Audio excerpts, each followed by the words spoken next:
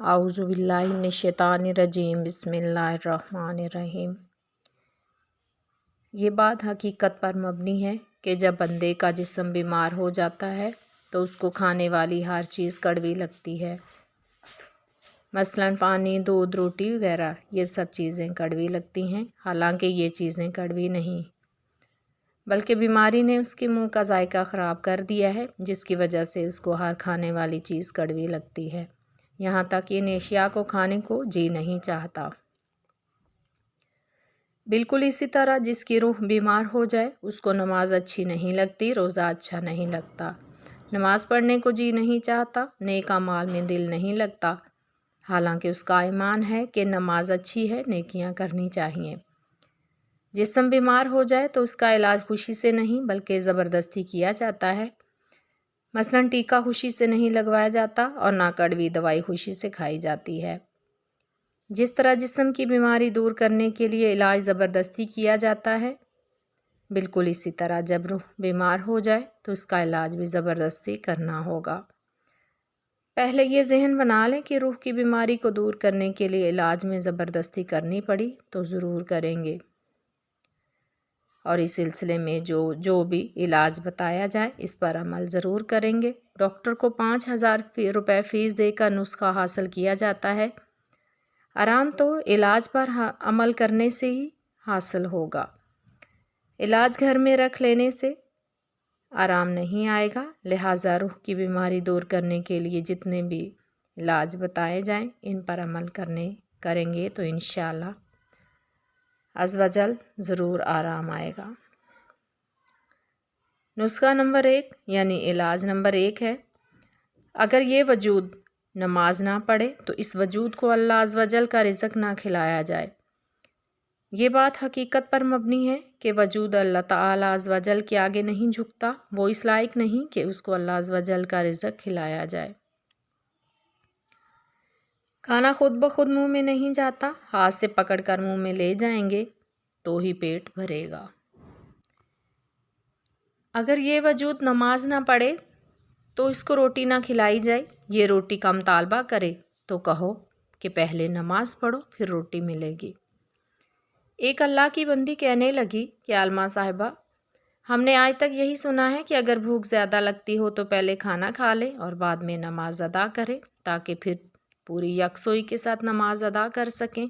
आप कहती हैं कि पहले नमाज बाद में रोटी।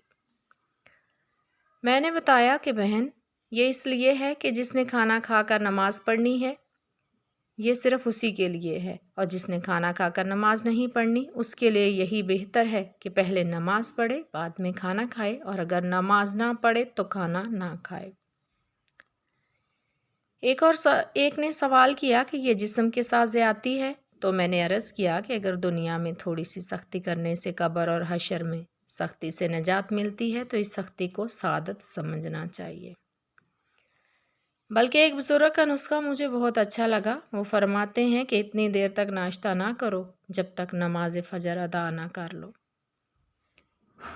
एक अल्लाह की बंदी कहने लगी, अगर सुबह उठने में देर हो गई तो मैंने अर्ज़ किया कि बहन, ना पढ़ने से पढ़ लेना बेहतर है। सुबह उठकर हम हाथ मुँह धोते हैं, हाथ मुँह धोने के साथ मुकम्मल वज़ू भी कर लेना चाहिए। अगर वज़ू कर लें तो नमाज पढ़नी आसान हो जाएगी। फिर इसका एक फ़ायदा ये भी हो कि अगर फ़जर की नमाज रह जाए तो बकाया नमाज़ें पढ़नी मुश्किल हो जाती हैं। बल्कि शैतान कहता है कि रहने दो, कल सुबह से शुरू करना, इसी तरह ना कल आए और ना हमने नमाज पढ़ सकेंगे। इसीलिए इतनी देर तक इस वजूद को नाश्ता ना खिलाया जाए जब तक ये नमाज फ़जर अदा ना कर ले। दूसरी बात ये बतलाई कि इतनी देर तक कोई मोबाइल वगैरह को हाथ ना लगाया जाए जब तक कुरान पाक की तिलावत ना कर ली जाए। आज हमारी अक्सरियत सुबह देर से उठती है और उठते ही मोबाइल देखना शुरू कर देते हैं। हालांकि मोबाइल देखने में कोई सवाब ही नहीं मिलता, बल्कि मैं तो समझती हूँ कि वो बंदा जो तंदुरुस्त है बीमार हो जाता है। सुबह उठकर मोबाइल वगैरह देखना जल्दी बीमार हो जाएगा, और जो اور جو بندہ بیمار ہے وہ تندرست ہونا چاہتا ہے تو اس کو چاہیے کہ صبح اٹھ کر قرآن پاک کی تلاوت کیا کرے، انشاءاللہ عز و جل جلد تندرست ہو جائے گا۔ اس لیے کہ اللہ عز و جل نے قرآن پاک میں ارشاد فرمایا وَنُنَزِّلُ مِنَ الْقُرْآنَ مَا هُوَ شِفَاءٌ وَرَحْمَةٌ لِّلْمُؤْمِنِينَ، اور ہم قرآن میں اتارتے ہیں وہ چیز جو ایمان والوں کے لیے شفا اور رحمت ہے۔ قرآن پاک کی تلاوت کریں گے تو شفا ہوگی، لیکن کئی ایسے گھرانے ہیں جہاں کئی مہینے قرآن پاک کی تلاوت نہیں ہوتی۔ قرآن پاک پر گرد پڑی ہے، اتنی فرصت نہیں کہ گرد کو ہی صاف کیا جائے۔ پھر کہتے ہیں کہ ہمارے گھر سے بیماری دور نہیں ہوتی، لڑائی جھگڑے جاری رہتے ہیں، گھر میں بے برکتی ہے، ایسا لگتا ہے کسی نے کالا جادو کر دیا ہے۔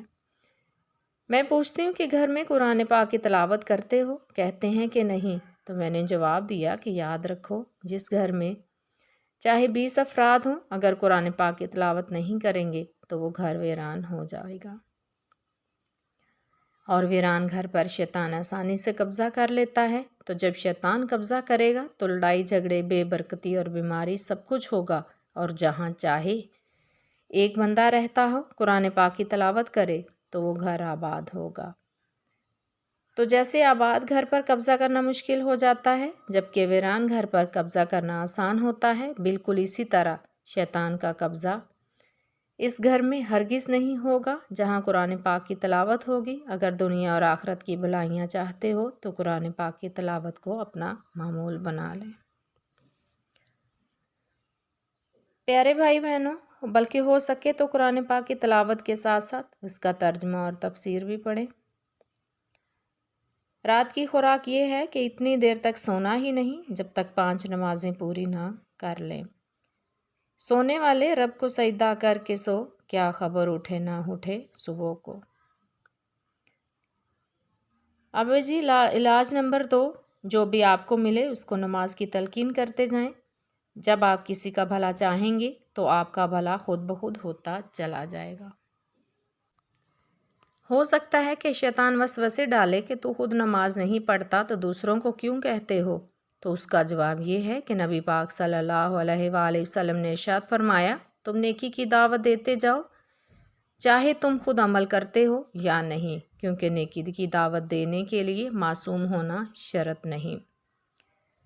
یہ بات روز روشن کی طرح عیاں ہے کہ جب ہم دوسروں کو نیکی کی دعوت دیتے ہیں تو ہمارا ضمیر ہمیں ملامت کرتا ہے، تو دوسروں کو تو نیکی کی دعوت دے رہا ہے جبکہ خود اس پر عمل نہیں کرتا۔